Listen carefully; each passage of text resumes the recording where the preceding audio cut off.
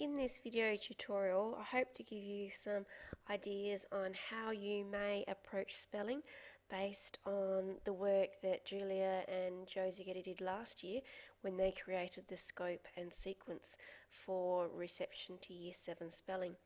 Now, if you're unfamiliar with that, they created a document which looks like this, which is available in the R drive.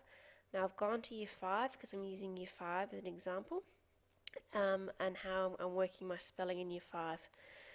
Please take into consideration, this is new to me and you're in Year 5. Okay, so this is Year 5. On the document which they created, they have the content descriptors, elaborations and so forth for each year level. And this is Year 5. So below are some ideas for spelling lists.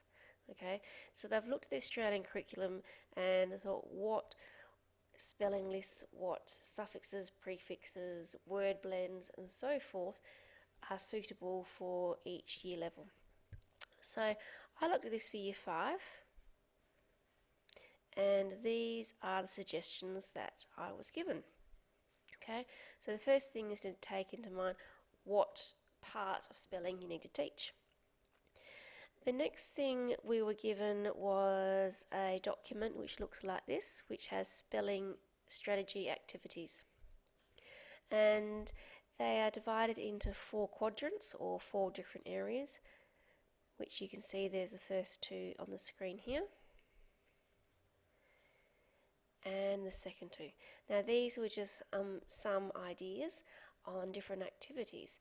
Now, the general consensus was that students need to choose activities from each of the 4 quadrants in order to support their spelling.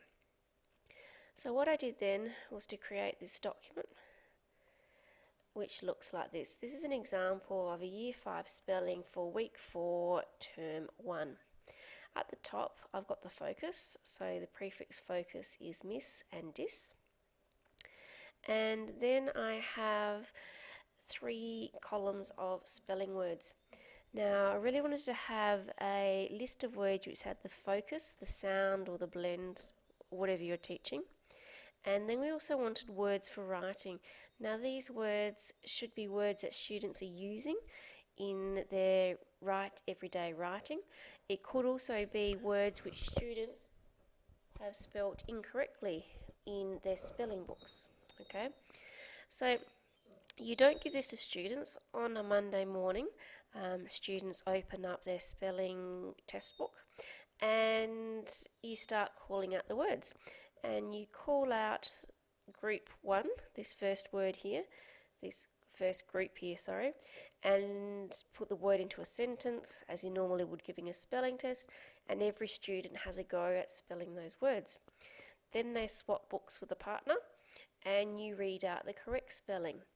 When the partner is marking, they need to place a tick above every single letter that the person spells correctly. If they use a letter incorrectly, they stop ticking, and the student knows that they've got the word incorrect. They swap books back and they continue with the test. Now if you have a student who struggles with spelling and got all of these words wrong, the 10, there's no point on then continuing to get more words wrong. So they already have 10 words to form their spelling words for the week. If a student gets 3 words incorrect, they continue with the next lot. Then you call out the next 10 words.